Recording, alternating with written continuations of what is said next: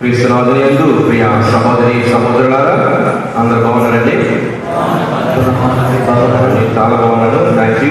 అందరూ బాగున్నందుకు, మనందరం బాగున్నందుకు దేవుడికి గట్టిగా చప్పట్లు కొట్టి కృతజ్ఞతలు.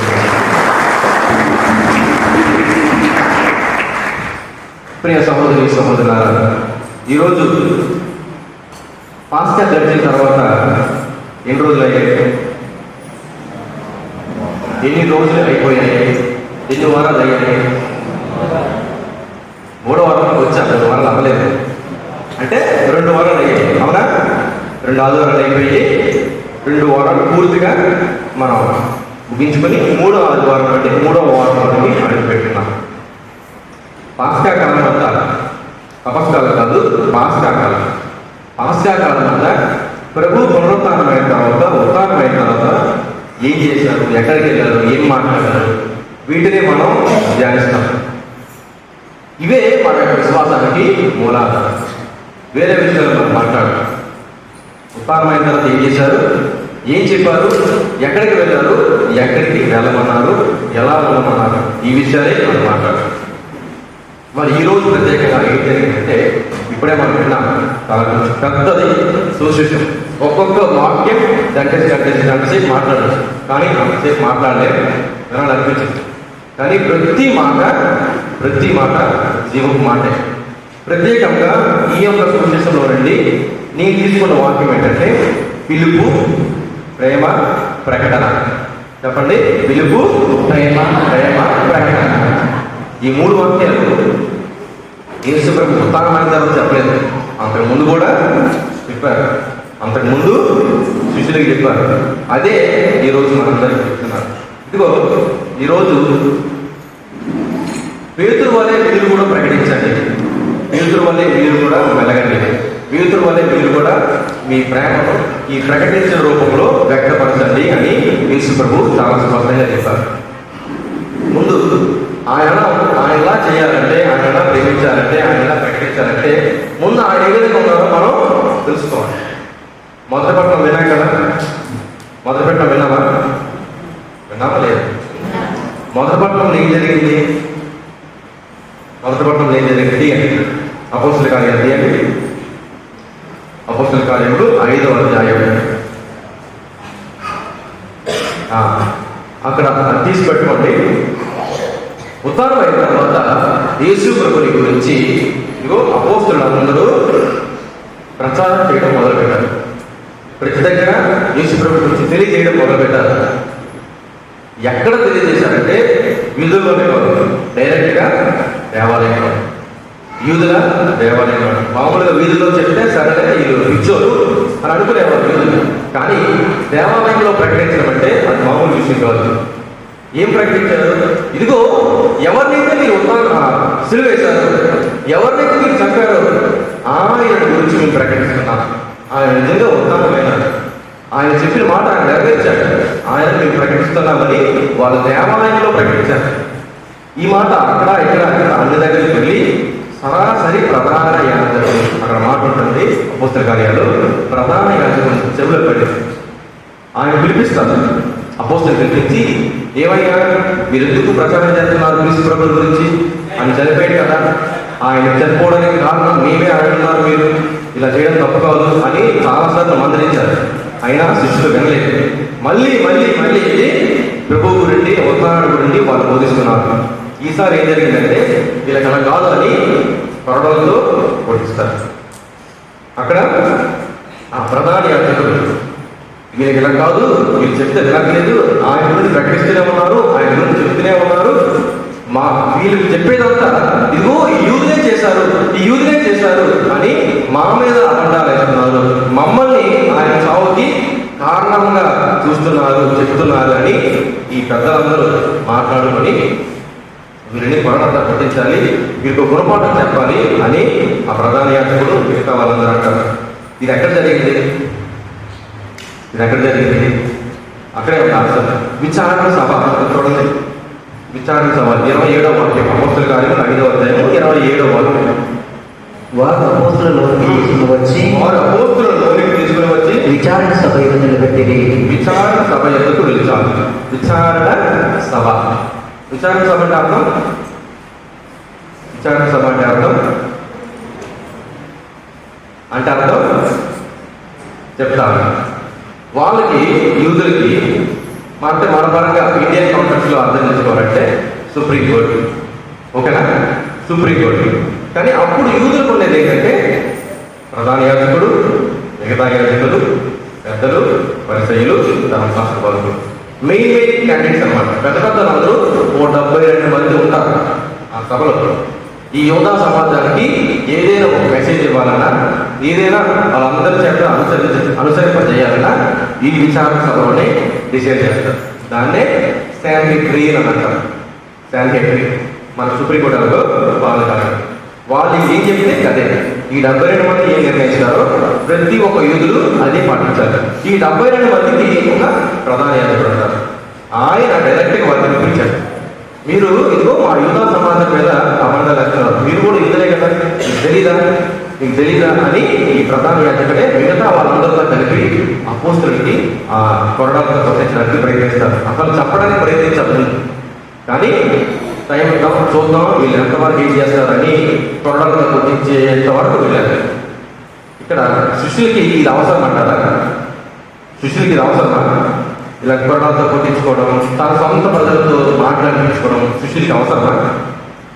అవసరం లేదు. అంతేనా? అవసరం లేదు. మామూలుగా ఎందుకు అవసరం లేదు? ఆ ఇంట్లో ఉండే గురువు వాళ్ళకి లేడు, గురువు లేడు కాబట్టి అవసరం లేదు. అయినా కూడా వీళ్ళు ఆ దేవాలయంలోకి వెళ్ళి ప్రకటించడానికి వాళ్ళు కోరుకున్నారంటే ఏదో ఒక కారణం. ఏంటగా ఎంతగా వాళ్ళు ప్రభావితం చేయకపోతే వాళ్ళు దేవాలయంలోకి వెళ్ళి ప్రకటిస్తారు. ఏంటగా ప్రభువు పునరుద్ధానము అయ్యారు. Praise the Lord. ప్రభువుగా నిజంగా పునరుద్ధానం అవ్వకపోతే వాళ్ళు చేయాల్సిన అవసరం లేదు. మనం కొంచెం ముందుగా చదివితే అక్కడ సువిశేషంలో మనకి ఈరోజు అదే జరిగింది. గురువుతో ఉన్న ఈ శిష్యులందరూ యేసు ప్రభువుతో జీవించి కలిసి తిని తాగి తిరిగి వీళ్ళందరూ ఆ ప్రభువుల యొక్క ప్రేమను పొందుతున్న వీళ్ళు గురువు లేకపోయేసరికి ఏకాగ్ర అయిపోయారు. ఇంకా మమ్మల్ని చూసుకోవడానికి ఎవరు లేదు, మేము ఎవరు మాట్లాడాలి, ఎవరిని అనుసరించాలి అనే రకంగా అందరూ తయారు. నిరుత్సాహం లేదు, ఉత్సాహం లేదు, యాక్టివ్గా లేదు, గురువు లేదు. కానీ అదే గురువు పునరుద్ధారమై వాళ్ళకి దర్శనాలు చాలా రూపంలో తనంతో వ్యక్తపరుచుకున్నారు, వెలుగుపరుచుకున్నారు. బాబు ఇదిగో నీకు చెప్పిన మాట నీకు నిలబెట్టుకున్నాను, మీరు నేను చెప్పిన మాట నిలబెట్టుకున్నారు కాబట్టి ఈ మాటను 10 మందికి పంచాలి, ప్రకటించాలి. ఇది మీ యొక్క శిష్యులుగా మీరు చేయాల్సిన పని. అదే ప్రభు చేశారు. ఈరోజు మనం వాక్యంలో పెట్టాము. పేతురు గారు ఇక నేను చేపలు పట్టడానికి వెళ్తా అని అంటేసరికి మిగతా శిష్యులు కూడా మాకెవరు లేదు కదా, మేము కూడా మీతో వస్తామంటారు. అదే మాట ఈరోజు శిష్యులు రాయబడతారు. ఇదిగో నేను చేపలు పట్టడానికి వెళ్తా అంటే మిగతా శిష్యులు కూడా సరే మేము కూడా వచ్చేస్తాంలే మీతో అని అంటారు. అంటే పాత జీవితానికి వస్తారు, మళ్ళీ పాత జీవితానికి వస్తారు. మామూలుగా అయితే శిష్యులందరికీ ఇవ్వబడిన అంశం ఏంటి? మీరు నన్ను వెంబడించండి, నేను మేము చేపలు పట్టువారిగా చేస్తారా, మనుషులు పట్టువారిగా చేస్తాను, మనుషులను పట్టువారిగా చేస్తానని వాళ్ళకి ఉత్థానానికి ముందే శిల్పునిచ్చారు. ఈ మాట నాకు గుర్తులేదు. చనిపోయేసరికి వీళ్ళందరూ ఏమంటున్నారు, అయిపోయింది మా గురువు లేదుగా, ఇక మా జీవితాలు వేసి మేం చేసిన అవన్నీ పని కాదు అనేటువంటి నిరుత్సాహపడిపోయి పేతురు గారు ఎప్పుడైతే ముందు ఏ విధంగా అయితే జీవించారో అదే జీవితం మనకు మళ్ళీ అయిపోయారు. సరే నా వస్తు చేపలు కదా, మరి మా గురువు లేదు, నేను చేయలేము, మళ్ళీ చేపలు పట్టడానికి వెళ్ళాలి అని నిర్ణయించుకుని నేను చేపలు పట్టడానికి వెళ్తాను. మిగతా శిష్యులు కూడా నాకు కూడా పనే లేదు కదా, నేను మీతో వస్తాను అని మిగతా శిష్యులు అందరూ కలిపి వాళ్ళ యొక్క ముందు వృత్తికి వాళ్ళు వచ్చేసారు. అప్పుడు ప్రభు దర్శనం మీకు వాళ్ళు చేపలు పట్టడానికి వెళ్ళినప్పుడు ఒక చేప కూడా వాళ్ళకి పడలేదు. ఇప్పుడు ప్రభు వచ్చి బిడ్డలారా మీ దగ్గర తినడానికి ఏమైనా ఉన్నదా అని ప్రభు అడుగుతారు. వాళ్ళకి అడిగేది ప్రభువే అని అర్థం కాలేదు. ఎవరో వాళ్ళే అని అనుకున్నారు, అడిగేది ప్రభువే అంటారు. లేదు సార్ అని సింపుల్గా చెప్పేస్తారు. అయితే కుడివైపు వేయండి అని ప్రభువు వాళ్ళకి స్పష్టంగా చెప్పారు. కుడివైపు వేయండి. ఇక్కడ ఆలోచించాలి, యేసు ప్రభు వాళ్ళకి ఆ తిబేరియా సరస్సు దగ్గర వీళ్ళు చేపలు పట్టేటప్పుడు ఏమీ దొరకకపోతే ఈయన వచ్చి అడిగినప్పుడు కుడివైపు వేయండి అనే మాట చెప్పారు. చెప్పారా లేదా? కుడివైపు ఏంటి తీసుకోవడం, ఎడమైపు ఎందుకు వేయకూడదు? దీనికి సాదృశ్యం ఏంటి, చిహ్నం ఏంటి, ఎందుకు అలా చెప్పారు? కుడివైపు వేయండి పడతాయి ఆయన అన్నారు. అలా అదే విధంగా వేశారు, చాలా చేపలు పడ్డాయి. ఇప్పుడు ఇక్కడ మనం అర్థం చేసుకోవాల్సింది కుడివైపు మీరు వల వేయండి, మీకు చేపలు పడతాయి. ఎందుకు కుడివైపు వేయమని చెప్పారు? యోహాను శుభవార్త తీసుకోండి. యోహాను శుభవార్త 21వ అధ్యాయం 6వ వచనం ఒకసారి చూడండి. అప్పుడు ఆయన వారితో పడవకు కుడివైపున వలలను వేయుడు, చేపలు దొరుకును అని చెప్పాను. వారు అట్లే వల వేసిరి. చేపలు ఎక్కువగా పడుటచే వారు వలను లాగలేకపోయేది. అదే సువార్తలో యోహాను శుభవార్త 19వ అధ్యాయము 34వ చదువుతాం ఒకసారి. అంతకుముందే ఉంటుంది 19వ అధ్యాయము 34. అయితే సైనికులలో ఒకడు ఆయన ప్రక్కన బల్లెముతో పొడిచెను. వెంటనే రక్తము నీళ్లు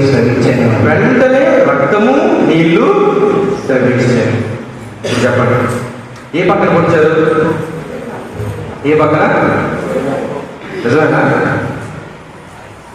ఒకసారి పైన చూడండి, అక్కడ ఏమనుంది? కుడి పక్క, ఎడమ పక్క. ఇలా చూస్తే మనకి ఎడమ పక్క కనిపిస్తుంది. ఆనంద ఉంటే నేను ఉన్నాను, ఇదిగో నా కుడి పక్క ఈ సైడ్ కనిపించిందా? కుడి వైపు వచ్చారు, ఎడమ వైపు పొడలేదు. బల్లెపు పోటు అనేది కుడివైపు. మనం ఎలా సింపుల్గా అర్థం చేసుకుంటాం, మీరు ఎలా చెప్పగలరండి అంటే దానికి పాత నిబంధనలో ఒక వాక్యం. పాత నిబంధన చూద్దాం. ఎహెజ్కేలు గ్రంథము 47వ అధ్యాయము 1వ వచనం చూడండి ఒకసారి. ఎహెజ్కేలు గ్రంథము 47వ అధ్యాయము 1వ వచనం. అతడు నన్ను దేవాలయం గుమ్మమునొద్దకు కొని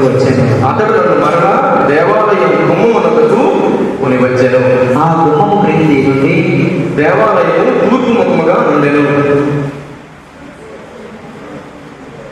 1వ వచనం, 47వ అధ్యాయము 1వ వచనం.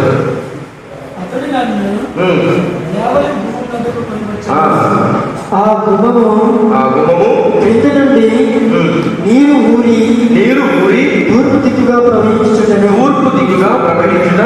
నేను చూసితిని. దేవాలయమును అటువైపునకే మళ్ళీ ఉండెను.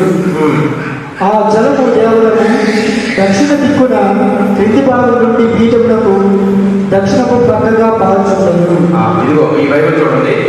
ఈ బైబిల్లో ఆ జలము దేవాలయము కుడి ప్రక్కన పీఠం.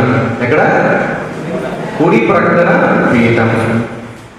యేసు ప్రభువు చెప్పిన మాటల్లో ఇదిగో ఈ దేవాలయాన్ని మీరు పడగొట్టండి, 3 రోజులు నేను దీన్ని లేపిస్తాను. ఈ దేవాలయం, ఈ శరీరము అనే దేవాలయం కుడి ప్రక్కన నీరు పారడం. చాలా క్లియర్గా రాయబడింది. ఇక్కడ ఎక్కడ రాయబడింది? కుడి ప్రక్కన వాళ్ళు బల్లెంతో పొడిచారు, వెంటనే రక్తము నీళ్లు స్రవించాయి. దీనికి సాదృశ్యం. ఎలా మనం ఇదిగో కుడి ప్రక్కన అని చెప్పడం వీలవుతుంది. అందుకే కుడి ప్రక్కన వేయండి అని యేసు ప్రభు చెప్పారు. ఇక్కడ ఈ రక్తము నీళ్లు స్రవించాయి, అక్కడ ఎక్కువగా చేపలు పడ్డాయి. నీరు దేనికి? ఈ రక్తము దేనికి చిహ్నం? నీళ్లు దేనికి చిహ్నం? రక్తం దేనికి చిహ్నం? నీళ్లు దేనికి చిహ్నం? రక్తము దేనికి చిహ్నం? రక్తము నీళ్లు స్రవించాయి, ఒప్పుకుంటాం. రక్తం దేనికి? నీళ్లు దేనికి? నీళ్లు జీవానికి, నీళ్లు జీవానికి. రక్తం మరి రక్తము రక్షణ. ఓకేనా? గుర్తించుకోవాలి, మర్చిపోవాలి. ఎవరైనా చెప్పాలి. నీళ్లు జీవమిస్తాయి, రక్తము రక్షణను దయచేస్తాయి. ఈ నీళ్లు జీవము లేదా రక్తము ఈ 2 కలిపితే ఏం చెప్పచ్చు? 2 కలిపితే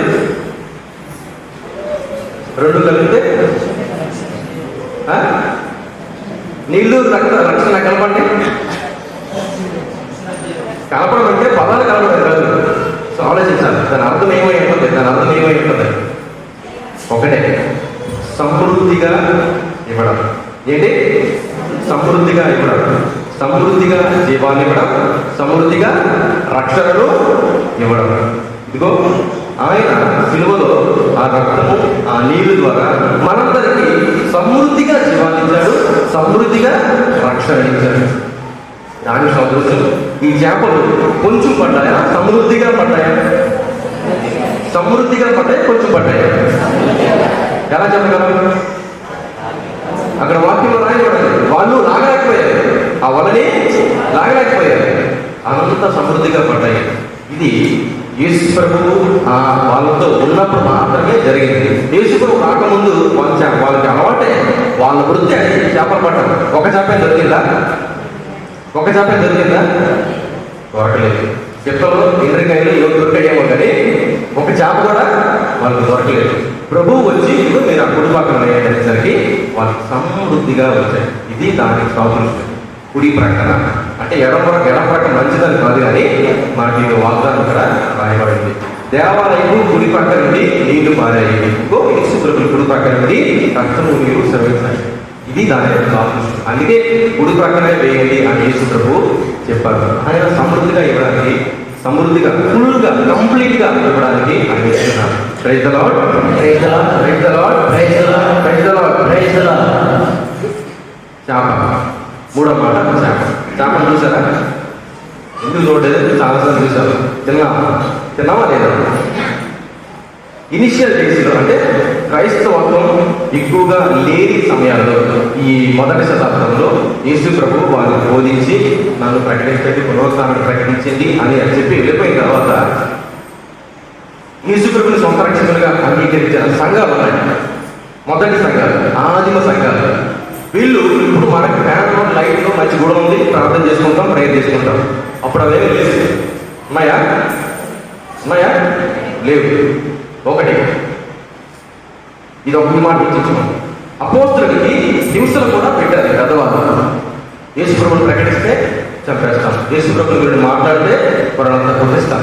అలాంటి భయానకమైన పరిస్థితి అప్పుడు మొత్తం ఆ రోజుల్లో ఉండేది.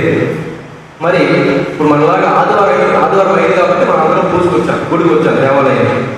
మొదట్లో ఆదిమ సంఘాలు ఎలా వచ్చుంటాయి? ఇదిగో పలానా శాంతినగర్ దగ్గర ఒక దేవాలయం ఉంది అని మీ అందరికి తెలుసు కాబట్టి మీ ఇళ్ళ నుండి, మీ గ్రామాల నుండి, వీధుల నుండి అందరూ ఇక్కడికి వచ్చామా? అదే అలాగే మొదటి ఆదిమ సంఘాలు పలానా దగ్గర ప్రేయర్ జరుగుతుంది, పలానా దగ్గర వాక్యం ఉంటుంది, పలానా దగ్గర ప్రార్థిస్తున్నారు అని వాళ్ళకి ఏం చిహ్నాలు ఉండేవి, వాళ్ళకి ఎలా తెలిసేవి? వాళ్ళు ఎక్కడికి వెళ్ళేవాళ్ళు? బహిరంగంగా యేసు ప్రభువుని మాట్లాడితే కొట్టేస్తారు, బహిరంగంగా యేసు ప్రభువుని ప్రకటిస్తే కొడవలతో కొడతారు, చంపేస్తారు. మరి ఎలా మా విశ్వాసాన్ని నిలబెట్టుకోవాలి, మా విశ్వాసాన్ని మిగతా తరాలకి అందజేయాలి అని వాళ్ళు ఆలోచించేవాళ్ళు. చేశారు. గ్రీక్ భాషలో ఈ చేపని ఇక్తుస్ అని అంటారు. ఇక్తుస్ పలకండి. ఇక్తుస్ అంటే చేప గ్రీక్ భాషలో. ఈ ఆదిమ సంఘం క్రైస్తవులందరూ అప్పుడున్న వాళ్ళు ఈ హింసలు పెట్టే రోమీయులు, మిగతా ఈ వీళ్ళందరినీ తప్పించుకోవడానికి గృహంలో ప్రార్థన చేసేవాళ్ళు. ఓకేనా? క్లియర్గా గృహంలో తొలచబెట్టిన రాళ్ళలో గృహంలో ప్రార్థన చేసేవాళ్ళు. అంటే అక్కడ కొంతమంది ప్రార్థన చేస్తున్నారండి, పై వాళ్ళకి ఎవరికి తెలియదు. అయితే ఇది ప్రార్థన మందిరం, ఇక్కడ ప్రార్థన జరుగుతుంది, ఇక్కడ క్రీస్తు ప్రభు మీద మాట్లాడుతున్నారు అని వాళ్ళకి ఎలా తెలిసేది? ఇదిగో ఈ చేప బొమ్మ వేసి ఆ చేప బొమ్మలో ఈ తుస్ అని రాస్తారు. బయటకి ఏమనుకుంటారు మిగతా వాళ్ళు, చేప బొమ్మే కదా అని పట్టించుకోకుండా వెళ్ళిపోతారు. కానీ దానిలో చాలా అర్థం ఉంది. ICTHS గ్రీక్ పదం. ఆ చేప బొమ్మ వేసి ఆ చేప బొమ్మలో ఈ పదం రాసేవారు. ICTHS అంటే యేసుస్ క్రిస్టోస్ తేయుస్ హూయుస్ సోతే. అంటే Jesus Christ God son saviour. యేసు ప్రభువు దేవుడు, యేసు ప్రభు మనుష్య కుమారుడు, యేసు ప్రభు రక్షకుడు అని వాళ్ళకు మాత్రమే అర్థమయ్యేటట్టు, మనం ఎవరైతే అప్పుడున్న క్రైస్తవులు వీళ్ళకి మాత్రమే అర్థమయ్యేటట్టు ఒక చేప బొమ్మ వేసి ఆ చేప బొమ్మలో ఈ విధంగా రాసేవాళ్ళు. హింసలు పెట్టేవాళ్ళు, పెద్దలు కొరడంతా కొట్టే సైనికులు మాత్రం అది చేప బొమ్మలాగే కనిపించింది. కానీ చేప బొమ్మలో ఉన్న ఈ పదము ప్రార్థనకు వచ్చేది అందరికీ ఇది మన ప్రార్థన మందిరం, ఇక్కడ యేసు ప్రభు గురించి మాట్లాడతారు, ఇక్కడ వాక్యం ఉంటుంది అని అది ప్రార్థనా మందిరానికి సూచిస్తుంది. చేపలో ఇంత అర్థం. అందుకే ఎక్కువగా చేపల్ని, గొర్రెల్ని యేసు ప్రభు ఉపమానంలో చెప్పారు. అక్కడున్న పరిస్థితులకు అనుగుణంగా ఆయన మాట్లాడేవారు. ఇంత అర్థం అన్నమాట. దేవాలయానికి ఇక్కడ మనం ఇక్కడ రావడానికి మన పైన స్వరూపాలు ఉన్నాయి, పైన సిలువ ఉంది. ఓ దేవాలయం చర్చ్ అని చెప్పుకొని రాగలం. కానీ ఆదివ సంఘం అలా చేయలేదు. ఇదిగో చేప బొమ్మ వేసి ఆ చేప బొమ్మలో ఈ మాట రాశారు. యేసు ప్రభు నిజమైన సొంత రక్షకుడు, ఆయనే దేవుడు అని అర్థం వచ్చేటట్టు రాసి ఒక చేప బొమ్మ వేసి వెళ్ళిపోయేవాళ్ళు. వచ్చేవారికి పోయేవారికి అది చేప బొమ్మే. కానీ యేసు ప్రభుని అంగీకరించే వారికి మాత్రం అది దేవాలయం. ఇది ఈ చేప ఉన్న ప్రయోగం. ఇంత ప్రాధాన్యత అప్పుడు ఆ దేవాలయానికి, మనుషులకి ఇవ్వబడింది. ఈ విధంగా ప్రజలందరూ ఆ లోపలికి వెళ్ళి ప్రార్థించుకోవడం, యేసు ప్రభుని ప్రకటించుకోవడం జరిగేది. ఇది 3వ పాయింట్. 4వ పాయింట్, యేసు ప్రభు పేతురు గారికి 3 సార్లు నన్ను ప్రేమిస్తున్నావా, నన్ను ప్రేమిస్తున్నావా, నన్ను ప్రేమిస్తున్నావా అని అడిగారా లేదండి? అదే మాట 3 సార్లు కాదు, మనకి 100 సార్లు అడిగారు. ప్రేమిస్తున్నావా, ప్రేమిస్తున్నావా, ప్రేమిస్తున్నావా. మీకు, బిషప్ గారికి, నాకు, పోపు గారికి, అందరికీ అదే మాట అడిగారు. మనం ప్రేమిస్తున్నామా లేదా? చాలా సింపుల్. ప్రేమిస్తున్నామా లేదా? సార్ మాట్లాడ రావట్లేదు అంటే ప్రేమించట్లేదు అర్థం. నేను అడుగుతున్నాను, చెప్పండి, ఆయన్ని మీరు ప్రేమిస్తున్నారా? మళ్ళీ అడుగుతున్నాను, ఆయన మీరు ప్రేమిస్తున్నారా? ఈయన ప్రేమిస్తున్నారా? ఎందుకు ప్రేమిస్తున్నారు? ఎందుకు ప్రేమిస్తున్నారు? ఎలా ప్రేమిస్తున్నారు? ఎలా ప్రేమించవచ్చు? మొదటిగా ఎందుకు ప్రేమిస్తాం మనం? ఎందుకు ప్రేమిస్తున్నాం? పేతురు గారు యేసు ప్రభుని అవును ప్రభువా నేను ప్రేమిస్తున్నాను అని జవాబు ఇచ్చారు. అడిగారు కాబట్టి జవాబు ఇచ్చారు. ఇదే పేతురు అక్కడ ఆయన అంటే ఎవరో నాకు తెలియదు, ఆయన ఎప్పుడు నేను చూడలేదు, ఆయన నాకు తెలియదని 3 సార్లు అబద్ధం ఆడాడు, 3 సార్లు బొంకాడు. అదే 3 సార్లు ఇక్కడ యేసు ప్రభు ఇంకోసారి నొక్కి ఒక్కనే జరిగాడు. నువ్వు ఆ రోజు 3 సార్లు నేనంటే ఎవరో తెలియదన్నా, శిష్యులందరిలో ప్రధానంగా నేర్పించాను, నేనంటే ఎవరో నీకు తెలియదన్నా, నన్ను ఎప్పుడు చూడలేదన్నా. అందుకే అడుగుతున్నా, నన్ను ప్రేమిస్తున్నావా? 3 సార్లు అడిగేసరికి ప్రభువా నీకు తెలుసు నేను ప్రేమిస్తున్నానని. అదే ప్రశ్న మనందరికీ ప్రేమిస్తారు, భక్తులకి మనందరికీ. మనం ఆ ప్రభువుని ప్రేమిస్తున్నామా? చెప్పండి, ప్రేమిస్తున్నామా లేదా? అది ఆన్సర్ చెప్పకపోతే నీ గుడికొచ్చి వేస్ట్ చేయాలి. గుడికొచ్చి వేస్ట్ ఆన్సర్ చెప్పాలి. ప్రేమిస్తున్నామా లేదా? ప్రేమిస్తే ఆయన గురించి ఏం చేయడానికి రెడీయేనా? ఆయన గురించి ఏం చేయడానికి రెడీయేనా? ఇదిగో మాటించారు. మరి అపోస్తలులు కొరడంతో కొట్టించుకున్నారు, చంపబడ్డారు. రేపొద్దున మనందరి పరిస్థితి అదే. ఇప్పుడున్న పరిస్థితులు ఓపెన్ చేస్తే చాలు క్రైస్తవుల మీద దుమ్మెత్తి పోస్తున్నారు. అవునా కదా? ఎన్ని రకాలుగా దుమ్మెత్తి పోస్తున్నారు. ఆడెవడో ఇచ్చి బాబా, రాధా మనోహర్ దాస్, చాలా మంది ఉన్నారు, మీకు తెలిసి చెప్పక్కర్లేదు. అందరూ క్రైస్తవులు అది ఇది అంటారు. ఇలాంటి పరిస్థితుల్లో మీరు నిజంగా ఇది ఎలా ప్రేమిస్తారు? చెప్పండి, నిజంగా ఎలా ప్రేమిస్తారు? పేతురు గారికి 3 సార్లు అడిగారు, మనం ప్రతిరోజు అడుగుతున్నారు, నీకు నన్ను ప్రేమిస్తున్నావా? ఎలా ప్రేమిస్తాం? సింపుల్గా పేతురు గారు చేసినట్లే మనం కూడా చేయాలి. ఇప్పుడు పేతురు గారు ఏం చేశారు? పేతురు గారు చేపలు పట్టారు కనకాలి, పేతురు గారు ఏం చేశారు? పేతురు గారికి ఎలా సిలువ వేశారు తెలుసా? ఈయన ఎలా సిలువ వేయబడ్డాడు? పేతురు గారు అప్సెట్ అవ్వదు, కిందకి వచ్చింది, కాళ్ళు పైకి వెళ్ళిపోయింది. అంటే నా గురువుగా ఉండడానికి అర్హుడు కాదు ఆయన. రేపు పొద్దున్న ఒకవేళ ఇలాంటి పరిస్థితి ఏర్పడుతుంది. ఇప్పుడు మనకు కాకపోయినా రాబోతున్న తరాల క్రైస్తవులకి వస్తుంది.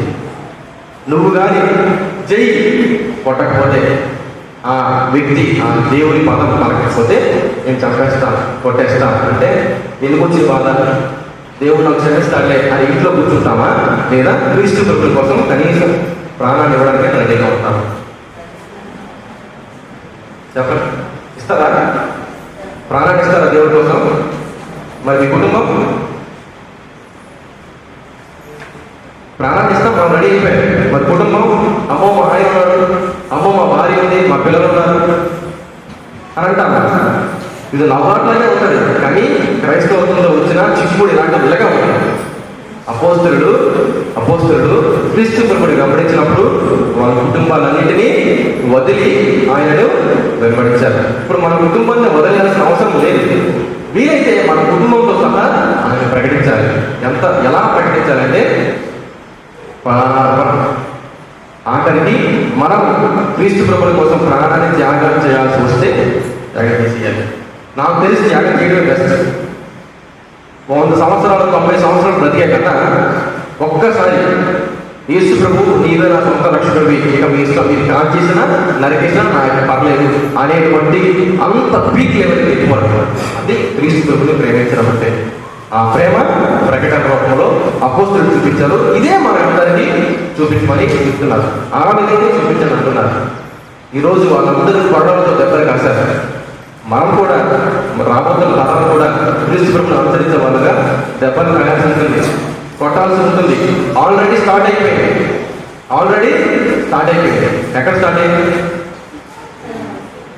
మణిపూర్ చూసారుగా, మణిపూర్లో స్టార్ట్ అయిందా లేదా?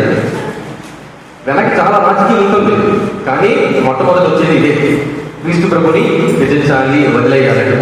రెండవది ఒడిస్సాలో జరిగింది. మీకు తెలుసు కదా, ఒడిస్సాలో జరిగింది, జరగలేదు. ఆంధ్రాలో కూడా చాలా దగ్గర జరిగాయి. రీసెంట్గా పాస్టర్ గారు ఎవరో చెప్పేశారు, పెద్ద గొడవ అయిపోయింది. మీరు అందరూ చూసే ఉంటారు. చూసారా లేదా? అది మాత్రమే కాదు, చాలా జరిగాయి. ఇక్కడే ఒడిస్సాలో మేము ఎక్స్పోజర్కి వెళ్ళి వచ్చాము 2-3 సంవత్సరాల ముందు. ఆ ఫాదర్ గారి తర్వాత ఆయన మిగతా పల్లె ఆ ఊర్లో క్రీస్తు అందరూ బంధువులే, మొత్తం అందరూ ఆశీర్వాద సంఘస్థలే, అందరికీ జైలు పెట్టారు. ఫాదర్ గారితో సహా అందరినీ జైలు పెట్టారు. ఇప్పుడు చెప్పండి, ఆ ఫాదర్ గారు ఆ ఊర్లో ఉన్నారు. అందరూ యేసు ప్రభుని త్యజించాలా? యేసు ప్రభు కోసం నిలబడాలా? త్యజించాలా? అపోస్తలులు నిలబడ్డారా? త్యజించాలా? మనము నిలబడాలి. ఇప్పుడు ఆ పాస్టర్ కానీ, ఇప్పుడు మన ఫాదర్ కానీ, మన కొత్త బిడ్డలు కానీ, ఆ మణిపూర్లో ఉన్నాళ్ళు కానీ, ఒడిస్సాలో ఉన్నాళ్ళు కానీ, ఎవరెవరు క్రీస్తు ప్రభుల కోసం హింసలు పడ్డారో, దెబ్బలు కాశారో, వీళ్ళకి లాభం ఏంటి? పిల్ల బిడ్డలు అందరూ వదులుకొని దెబ్బలు కాయడం అవసరమా? కుటుంబాన్ని వదులుకొని దరువులు కాయడం అవసరమా కాదా? అవసరమేనా? ఎందుకు అవసరం? ఈ ఆంధ్రం చెప్పండి, ఎందుకు అవసరం? నిత్య జీవం కోసం, అంతే. Praise the Lord. మీకు నిత్య జీవం అవసరం లేదు, అందుకే ప్రైజ్ ద లార్డ్ కూడా చెప్పండి. రండి చెప్పండి, ప్రైజ్ ద లార్డ్. నిత్య జీవం వస్తుంది. యేసు ప్రభుల కోసం చనిపోతే నిత్య జీవం వస్తుంది. ఉదాహరణ చెప్పండి ఒకటి. ఎవరికైనా నిత్య జీవం వచ్చిందా? యేసు ప్రభుల కోసం ఈ వ్యక్తి చనిపోయాడు, నిత్య జీవం వచ్చింది అంటే మనం ఎలా చెప్పగలం?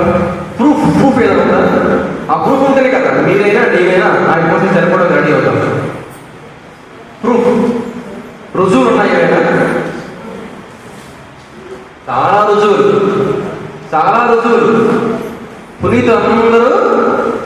పునీతులందరూ మనలా జీవించిన వాళ్ళే, మనలా తిన వాళ్ళే, మనలా తిరిగిన వాళ్ళే. కానీ క్రీస్తు ప్రభు కోసం వాళ్ళు